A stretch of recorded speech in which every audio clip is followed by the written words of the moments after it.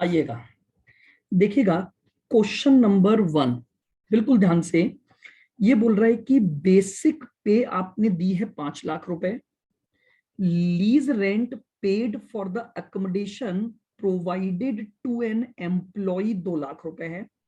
यानी एम्प्लॉयर ने एम्प्लॉय के लिए एक मकान लिया लीज पर, जिसका पेमेंट वो कर रहा है 2 लाख रुपए। लेकिन इसमें से amount recovered from the employee कितना हो रहा है? 40,000। एम्प्लॉयर का contribution to the provident fund है 75,000। एम्प्लॉय का कंट्रीब्यूशन टू प्रोविडेंट फंड है 75,000। रियम्बर्समेंट ऑफ मेडिकल एक्सपेंसेस, यानी एम्प्लॉय के मेडिकल खर्चों का एम्प्लॉयर ने रियम्बर्समेंट किया है। Hospitalization expenses of employee's family member borne by the employer 19,000। Festival bonus है आपका 20,000। फेस्टिवल एडवांसेस हैं ₹30,000। Compute the employee's cost.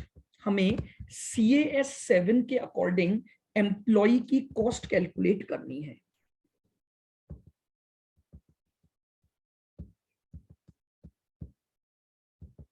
Solution,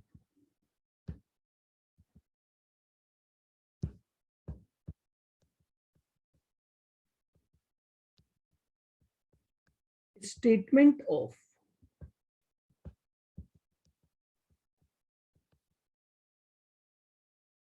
employees cost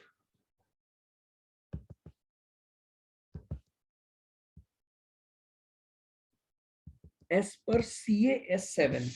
CAS 7 के अकॉर्डिंग हम एम्प्लॉय की कॉस्ट निकालेंगे। देखिएगा, एम्प्लॉयर ने जो सैलरी एम्प्लॉय को दी उसका बेनिफिट एम्प्लॉय को ही मिलेगा। तो सबसे पहले हमने ले ली उसकी बेसिक पे,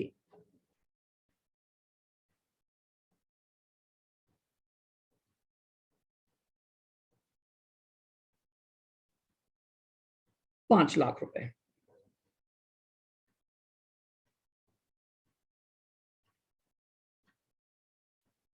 lease rent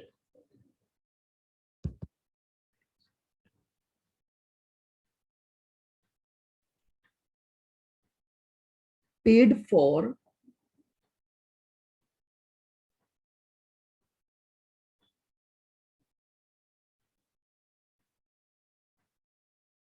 accommodation provided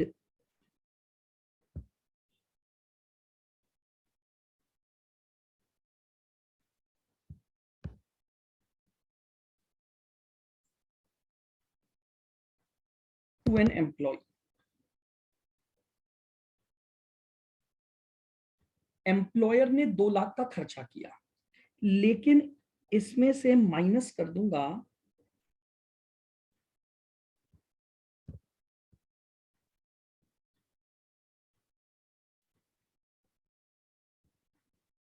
amount recovered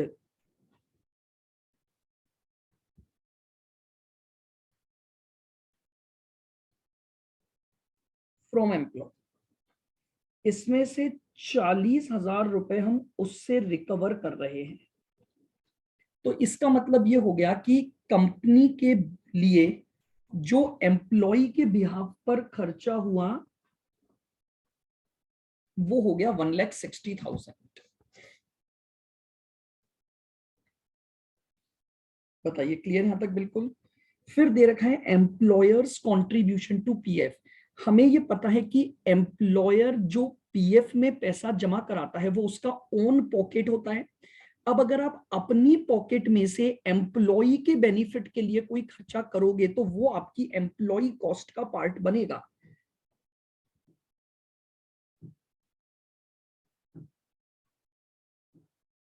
तो ये आ जाएगा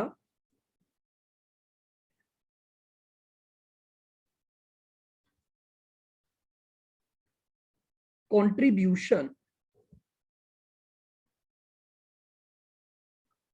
टू PF।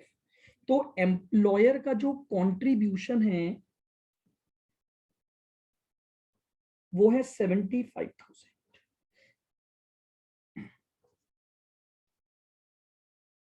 आइए, एम्प्लॉइज कॉन्ट्रीब्यूशन टू पीएफ, क्या ये आएगा? नहीं। क्यों? एम्प्लॉय का जो कंट्रीब्यूशन है वो उसकी सैलरी में से कटता है। तो जब मैंने उसकी ग्रॉस पे को यहां पर एज अ कॉस्ट मान लिया, तो एम्प्लॉय की कॉस्ट का जो एम्प्लॉय की सैलरी में से कंट्रीब्यूशन गया है वो अलग से मेरी कॉस्ट का पार्ट नहीं बनेगा। क्लियर? बिल्कुल। आगे बढ़ते हैं। उसके बाद है रियम्बर्समेंट ऑफ मेडिकल एक्सपेंसेस, बिल्कुल आएगा।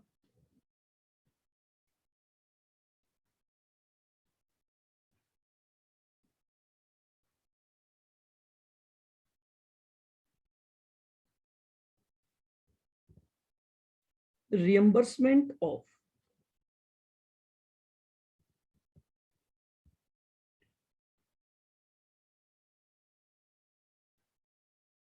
एक्सपेंसेस 67,000, ये भी एम्प्लॉय की कॉस्ट का हिस्सा बनेगा।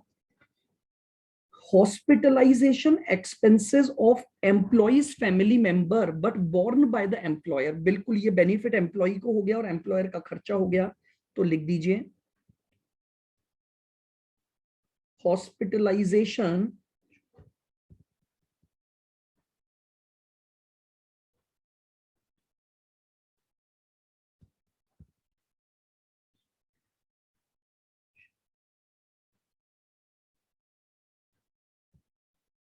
Expenses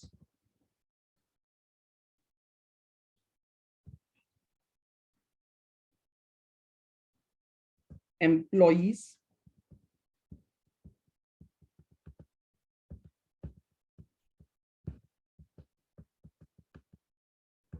family member.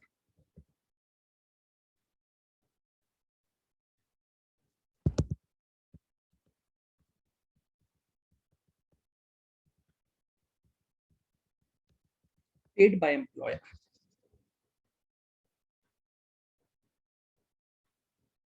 19,000। जो बोनस दिया है वो बोनस भी आपकी कॉस्ट का पार्ट बनेगा। फेस्टिवल बोनस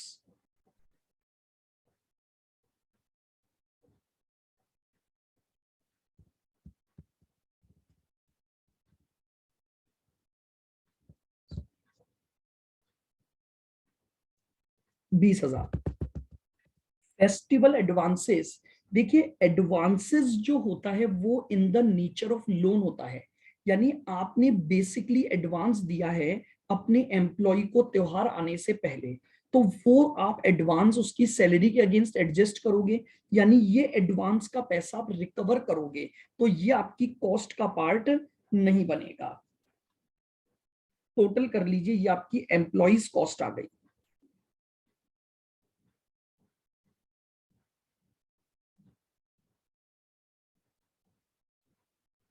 एम्प्लॉय कॉस्ट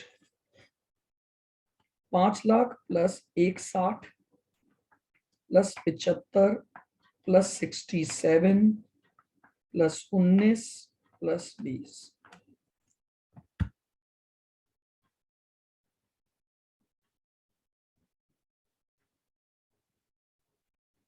8,41,000 आपके पास क्या आ गई? एम्प्लॉय कॉस्ट आ गई।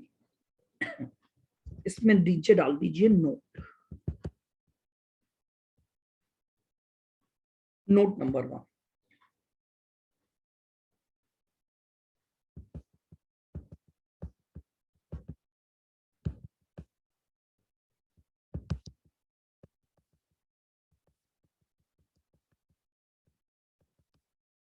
Employees contribution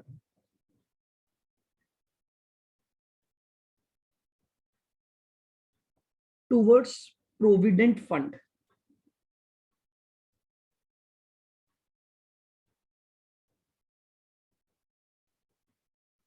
employees contribution towards provident fund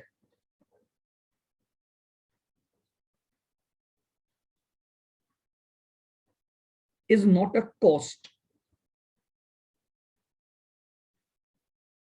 to the employer,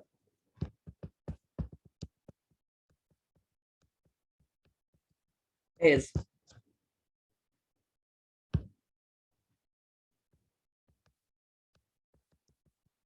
this amount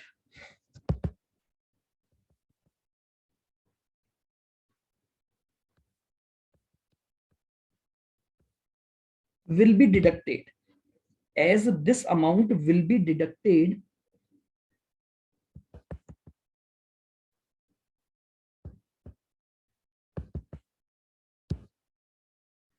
from employees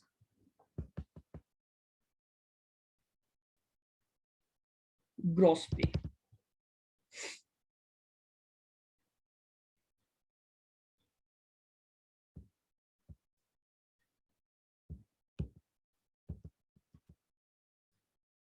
Note number 2.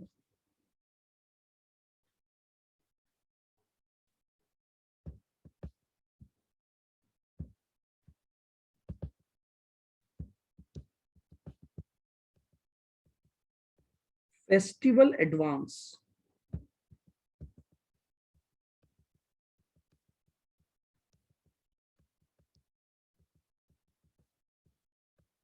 is a recoverable amount. Festival advance is a recoverable amount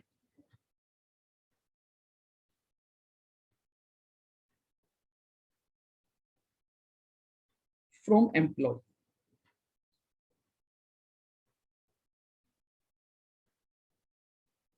And hence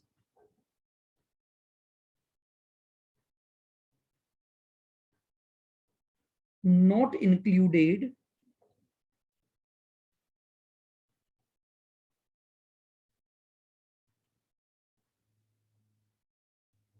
in employee cost.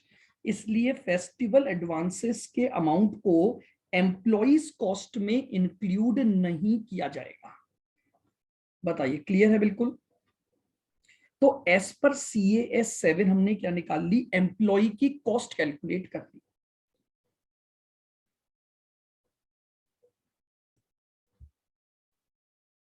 आइएगा, next है हमारे पास question number 2। देखो इसने क्या बोला है, gross पे आपको दी हुई है 10,30,000 including cost of idle time hours paid to employee ₹25,000। Cost of idle time hours paid to employee. Now the point arise कि ये आइडल टाइम क्या माना जाए। तो now we assume in the absence of information कि ये एक abnormal idle time है, और अगर ये एबनॉर्मल आइडल टाइम है तो ये डायरेक्टली P&L में जाएगा, इसको हम एम्प्लॉय कॉस्ट का हिस्सा नहीं मानेंगे। आइए, accommodation provided to employee free of cost. आपने अपने एम्प्लॉय को फ्री ऑफ कॉस्ट अकोमोडेशन दिया है। This accommodation is owned by the employer. Depreciation of accommodation 1 lakh है, मेंटेनेंस चार्जेस 90,000 हैं, म्युनिसिपल टैक्सेस पेड आपके 3,000 हैं। तो एम्प्लॉयर को जो खर्चा करना पड़ा इस हाउस के रेस्पेक्ट में, वो आपके पास उस बेनिफिट की वैल्यू मान ली जाएगी। फिर इसने बोला है एम्प्लॉयर का कंट्रीब्यूशन 1 लाख है, लेकिन आपने पीएफ से रिलेटेड कोई रूल को वॉयलेट किया तो पीएफ अथॉरिटीज को आपको वॉयलेशन की वजह से पेनल्टी देनी पड़ गई। मैंने आपको एक रूल पढ़ाया था, कोई भी डैमेजेस, चार्जेस या पेनल्टी जो आप किसी भी स्टैच्यूटरी अथॉरिटी को देते हैं या किसी भी थर्ड पार्टी को देते हैं, वो एम्प्लॉइज कॉस्ट का पार्ट नहीं होती है। फिर एम्प्लॉइज कॉन्ट्रीब्यूशन टू पीएफ दे रखा है, कंप्यूट द एम्प्लॉइज कॉस्ट। आपको CAS 7 के अकॉर्डिंग एम्प्लॉय की कॉस्ट निकालनी है। Solution of 2।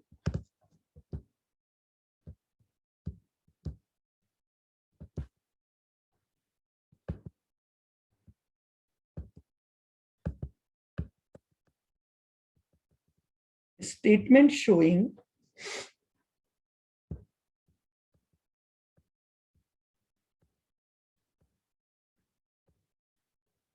employee cost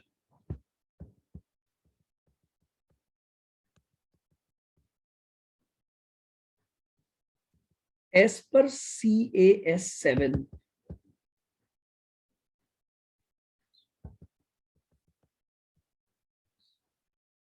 7। Employees की कॉस्ट निकालेंगे एज पर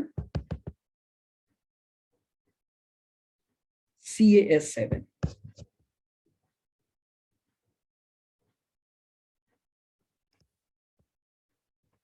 सबसे पहले ले ली हमने ग्रॉस पे 10,30,000 माइनस 25,000। ये 25,000 क्यों माइनस किया? ये मानते हुए कि ये जो आइडल टाइम है ये एबनॉर्मल आइडल टाइम है।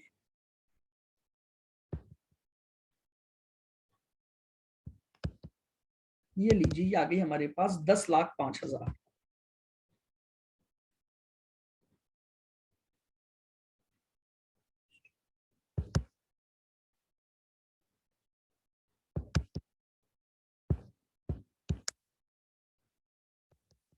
कॉस्ट ऑफ एकोमोडेशन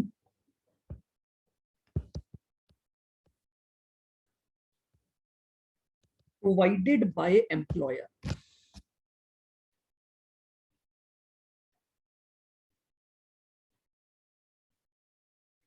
एम्प्लॉयर ने फ्री ऑफ कॉस्ट जो एकोमोडेशन प्रोवाइड किया है उसकी हम कॉस्ट निकाल रहे हैं।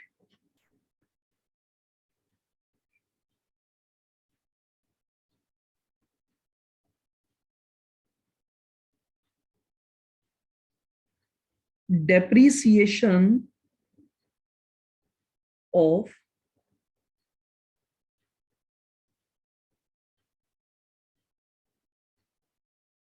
एकोमोडेशन है हमारा 1,00,000 का।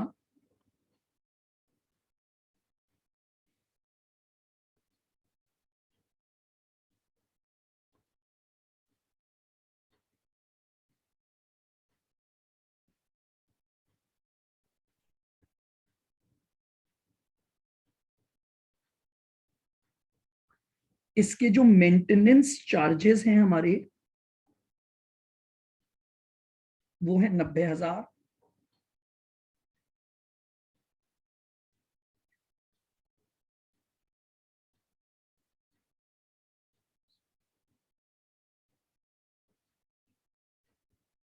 और म्युनिसिपल टैक्स पेड 3,000। तो जो एकोमोडेशन एम्प्लॉय को प्रोवाइड हुआ उसकी वैल्यू आ गई 193।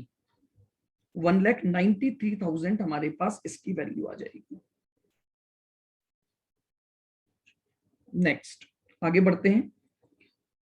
उसके बाद दे रखा है contribution, employers contribution to PF.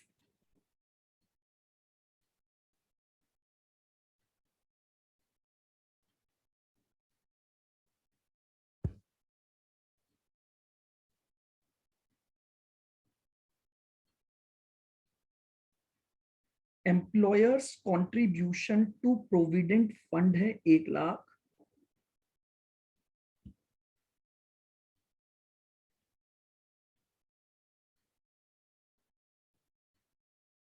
Penalty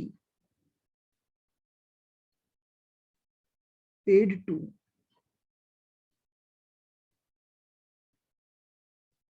statutory authority.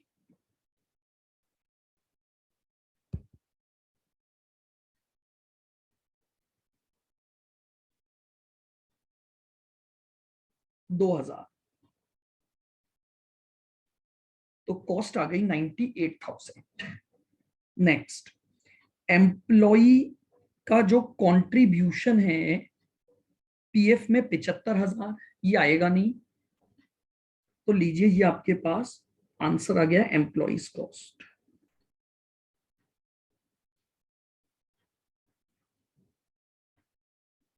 ये एम्प्लॉय कॉस्ट आ गई 10,05,000 plus 193 plus 98, 12,96,000।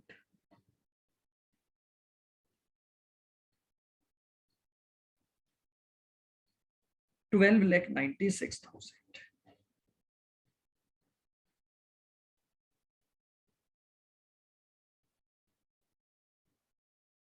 Note, note number 1,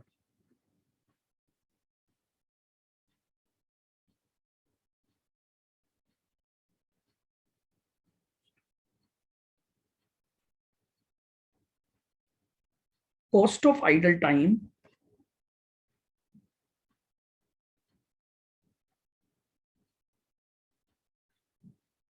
is assumed as abnormal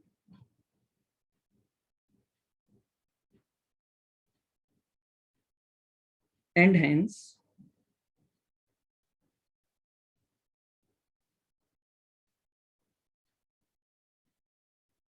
not considered as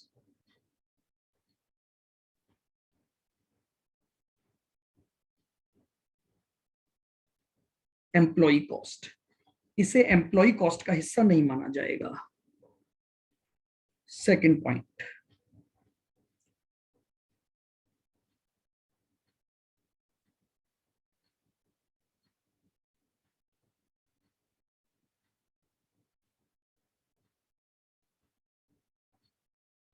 penalty paid to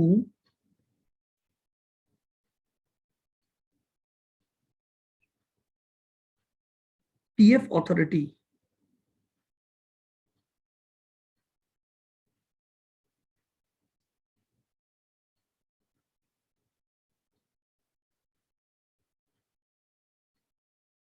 should not form part of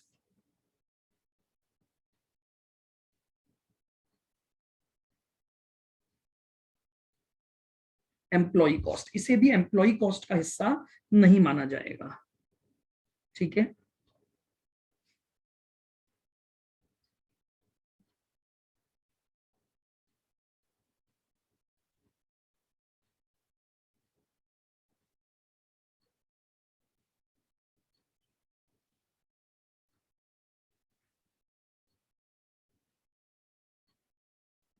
employees contribution to PF is not a cost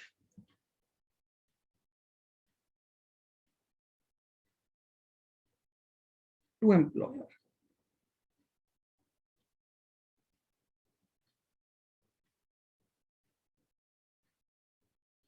as it is part of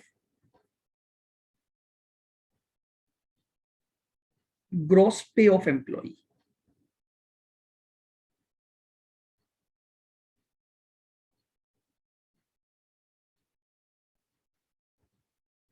ये लीजिए, तो ये था हमारे पास CAS 7 का एक और practical, जिसमें आपको क्या निकालनी थी, एम्प्लॉय की कॉस्ट कैलकुलेट करनी थी। बताइए, क्लियर है बिल्कुल?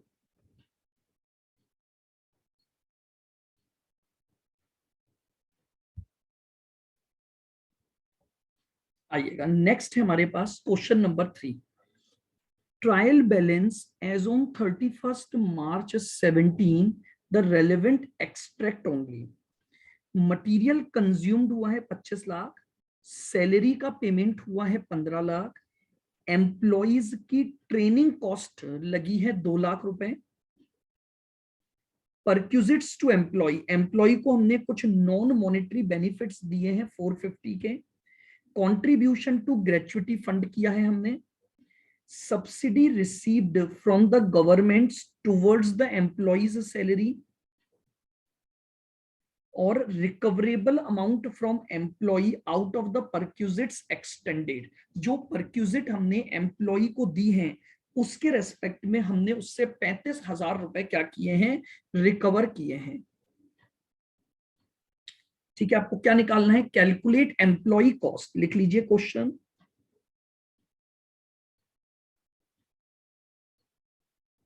Calculate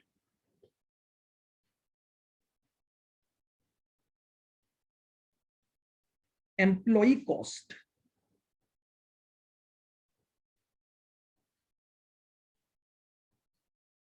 as per CAS 7।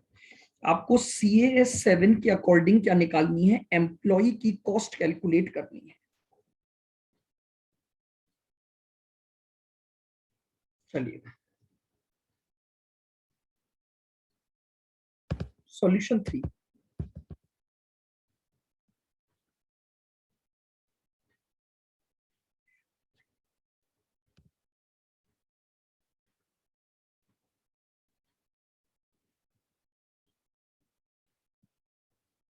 Statement showing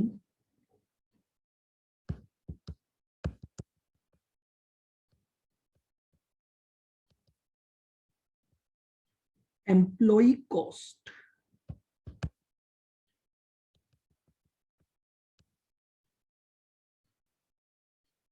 as per CAS 7। CAS 7 के अकॉर्डिंग आपको एम्प्लॉय कॉस्ट कैलकुलेट करनी है।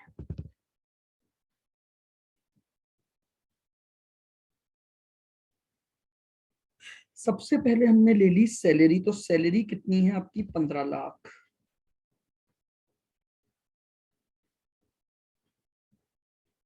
एम्प्लॉय ट्रेनिंग कॉस्ट बताइए, क्या employee training cost cost incurred by employer for the benefit of employee है? नहीं, आपने जो ट्रेनिंग दी उसका यूज आप अपने यहां पर करोगे, तो ये आपके ओवरहेड का पार्ट होगा, ठीक है, न कि एम्प्लॉय कॉस्ट का। नेक्स्ट है perquisites to employ.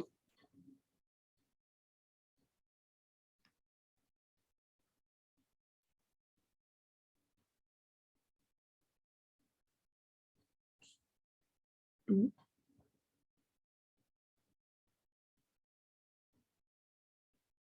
Perquisites to employees आपने टोटल दिया है 4,50,000 की वैल्यू का। इसमें से माइनस कर दीजिए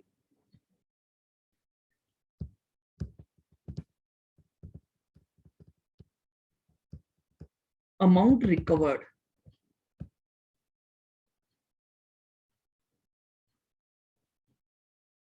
फ्रॉम एम्प्लॉय।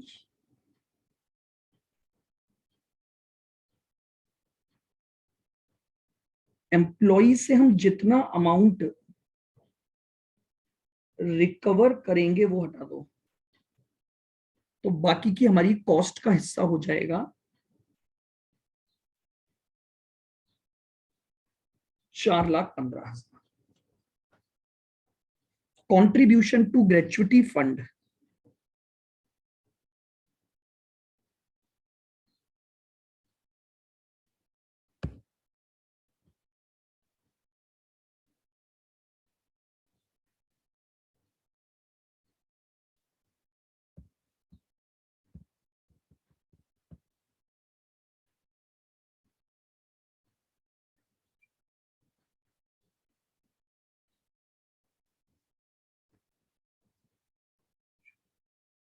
फंड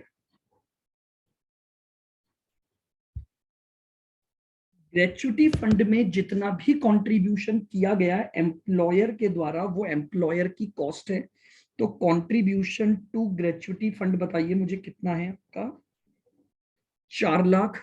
तो 4 lakh contribution to gratuity fund आ जाएगा। क्लियर यहां तक? अब आपके पास एक सब्सिडी रिसीव्ड हुई है 275, तो वो लेस कर दो।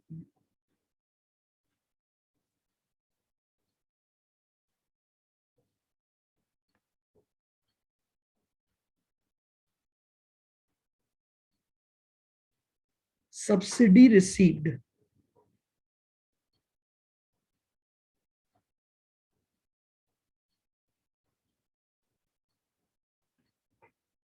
From government. गवर्नमेंट से आपको सब्सिडी मिली है 2,75,000 की, तो it will be deducted from the employees cost.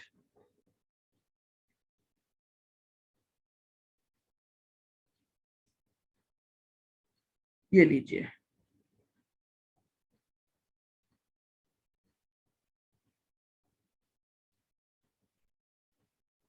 ये हमारे पास एम्प्लॉय कॉस्ट है।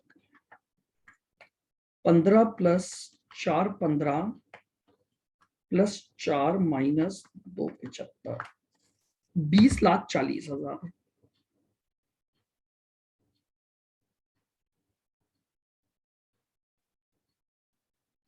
ये लीजिए 20,40,000 आपके पास एम्प्लॉय कॉस्ट। ठीक है, तो एज पर CAS 7 ये आपकी क्या हो गई, एम्प्लॉय कॉस्ट हो जाएगी।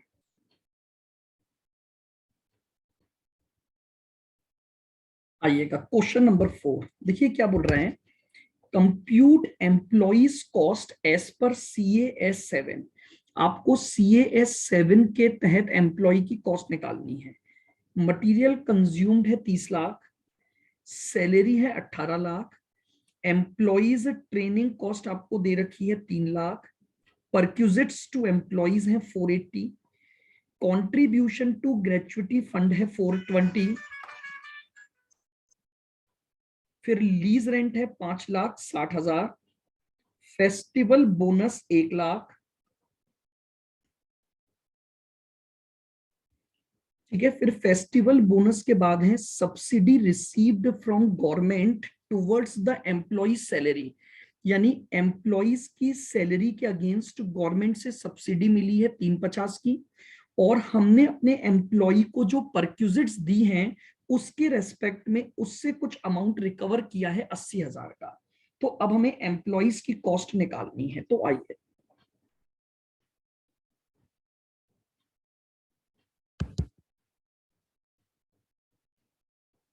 सॉल्यूशन 4।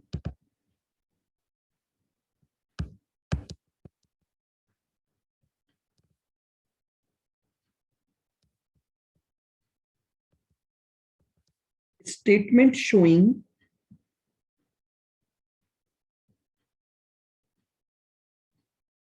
एम्प्लॉय कॉस्ट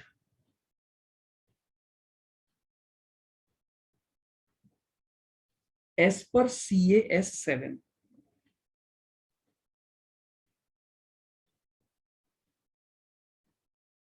लीजिए CAS 7 के तहत आपको कॉस्ट निकालनी है, आ जाइए। सबसे पहले मटेरियल कंज्यूम्ड आएगा नहीं, सबसे पहले आ जाएगी सैलरी। सैलरीज, तो एम्प्लॉय की आपको सैलरी क्या दे रखी है,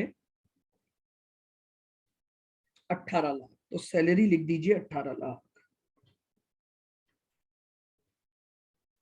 ठीक है, फिर है employees training cost. Training cost का बेनिफिट एम्प्लॉय को नहीं मिलेगा, तो ये एम्प्लॉय की कॉस्ट का पार्ट नहीं है। ये किसका पार्ट बनेगा, एम्प्लॉयर के द्वारा जो एम्प्लॉय को ट्रेनिंग प्रोवाइड होगी, ये ओवरहेड्स का पार्ट होता है।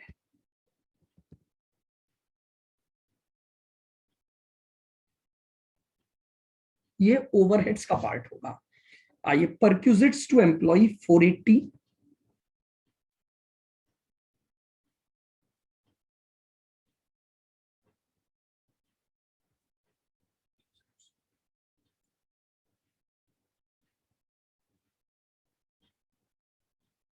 perquisites to employee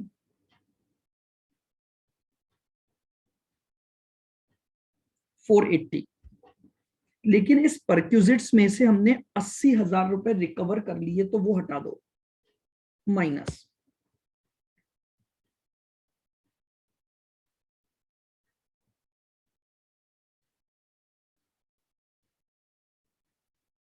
amount recovered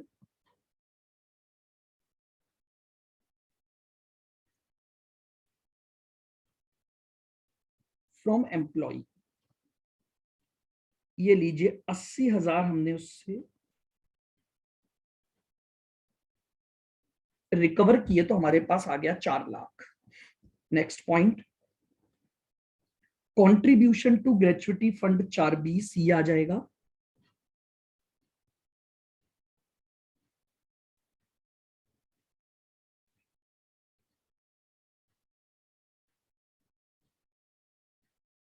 contribution to gratuity fund 420, ये हमारी एम्प्लॉय की कॉस्ट का पार्ट बनेगा। नेक्स्ट आइए, lease rent for the accommodation provided to employee, ये भी आएगा।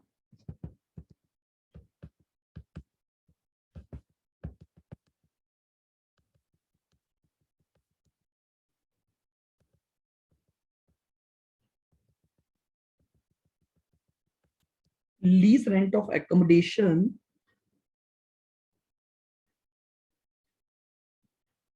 Provided to employee. हमने कितना लीज रेंट प्रोवाइड किया है? 5,60,000। तो ये आ जाएगा हमारी कॉस्ट में। ठीक है, आगे बढ़ते हैं। फेस्टिवल बोनस है, तो फेस्टिवल बोनस दिया तो बोनस भी हमारी कॉस्ट का पार्ट बनेगा।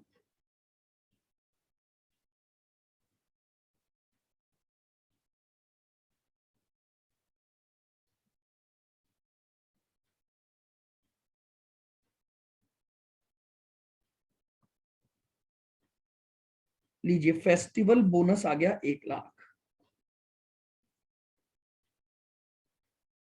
अब इसमें से हमें माइनस करना है सब्सिडी रिसीव्ड फ्रॉम गवर्नमेंट।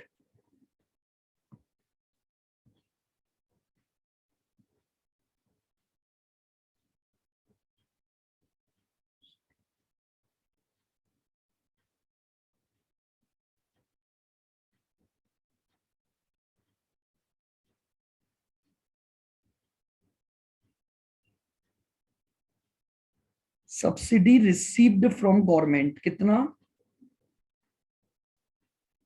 350। ये आप यहां से माइनस कर दो,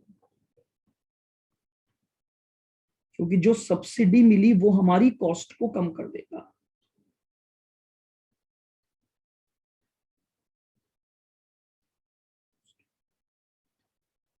ये हमारे पास एम्प्लॉय कॉस्ट आ गई।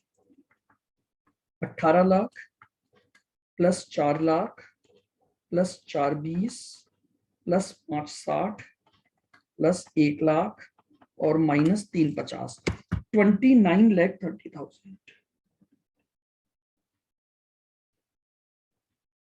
ठीक है, आप चाहें तो नोट डाल सकते हैं किन पॉइंट के। एम्प्लॉइज ट्रेनिंग कॉस्ट ओवरहेड का पार्ट होगी। जितना अमाउंट एम्प्लॉय से रिकवरेबल है वो हमारी एम्प्लॉइज कॉस्ट का पार्ट नहीं होता है। और जो सब्सिडी मिली है वो भी हमारे पास क्या होगा?